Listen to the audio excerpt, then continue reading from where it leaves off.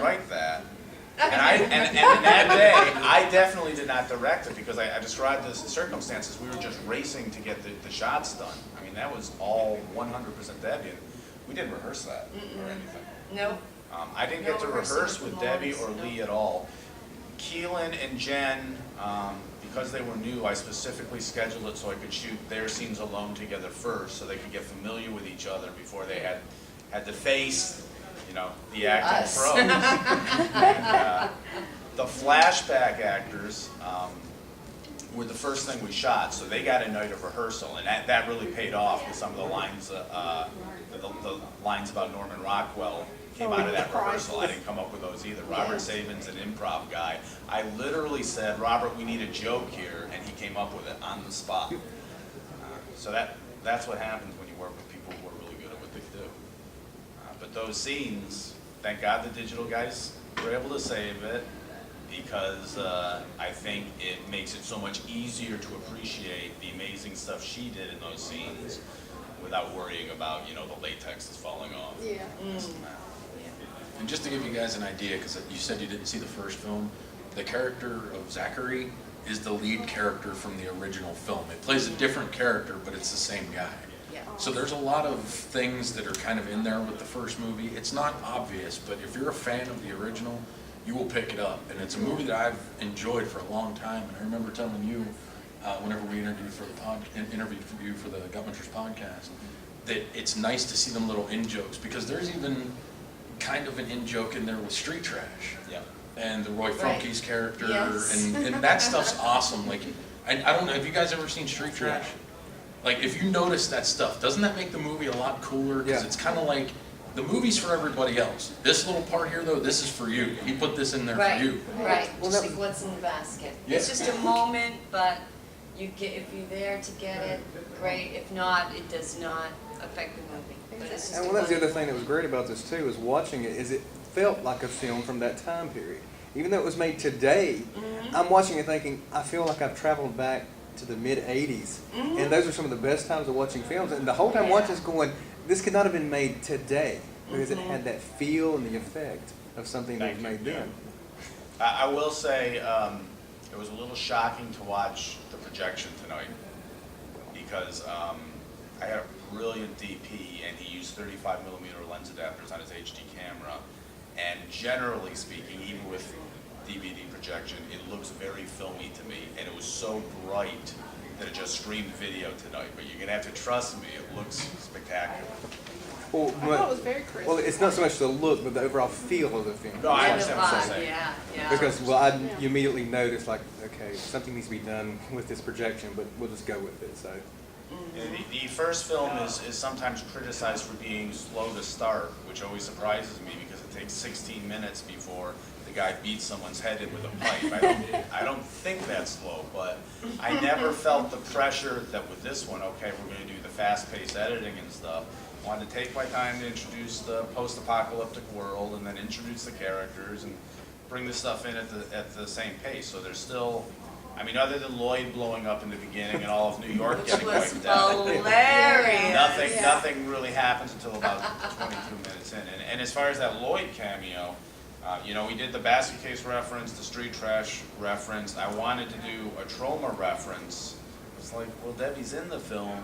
Is that enough? And I was like, no, because she's, I mean, if you, Troma's that much of her IMDb page. So while I was trying to decide, do I put Toxie's mop in the corner? Do I have Jennifer cleaning the apartment? Debbie called and said, oh, you know, I told Lloyd about the script and he's willing to come up and do a cameo. I was like, that's great. And then I'm like, how do I stick Lloyd into either beatnik flashbacks or a post-apocalyptic future where he's not going to stand up? That New York scene blowing up, originally there were no characters there. It was just a long shot of the city that blew up. So, all right, we'll make Lloyd the face of New York. It's a great opener. Yeah. His fans will love it. His detractors will love it. Yeah, He always everybody. gets a laugh. So Yes, I'm glad that always, worked out. always good. I like the flashbacks too, all through it, when you were piecing things together. I like that. I like the way that was done very much. Thank you. I wanted to do that because I knew I wanted Robert involved with the film. When I decided to do it, it was really sort of to be a celebration of my friendship with him and Mary, which has lasted 20 years because of that film. And I didn't want him to play a new character this time. part 3 is another story. But, so I decided to do those flashbacks, and I wanted to do it the way they do it on Lost, where it would build to its own climax at the same time the main story is. And if you see it a second time, you'll see each flashback provides information either on what's just passed before or what comes before, so. Reflective of also what's going on. It was just Exactly. really well cut I and like put that. together.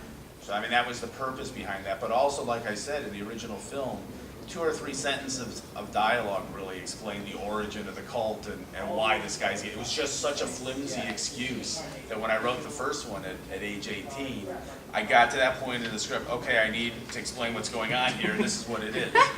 So I decided, and it's gotten knocked over the years. People have said, oh, it makes no sense. I'm like, what do you mean it makes no sense? I mean, it's a simple concept. So I thought it would be fun to do both a prequel and a sequel, sort of the way Godfather 2 did, obviously.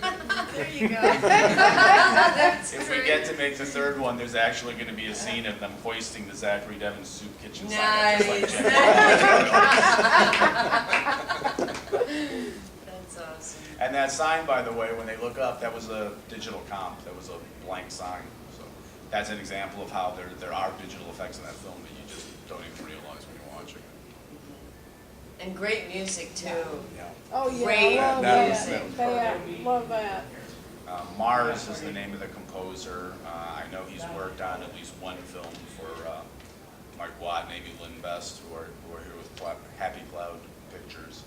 And he's a funny guy because I met him at the Erie Horror Convention, which is also in Pennsylvania. Very friendly guy, and every time that I would develop a possible film that would never come to be, he'd always say, oh, can I do the music? And I'd say, oh, I'm sorry, this guy's doing it because he's connected to it, or this guy. This time he wasn't taking any chances, and even though I had someone else in mind for it, he read the script, and very sneakily, every day he would send me a new demo. This is knowing that I would be hearing that stuff, so I mean, there's no way I could say no.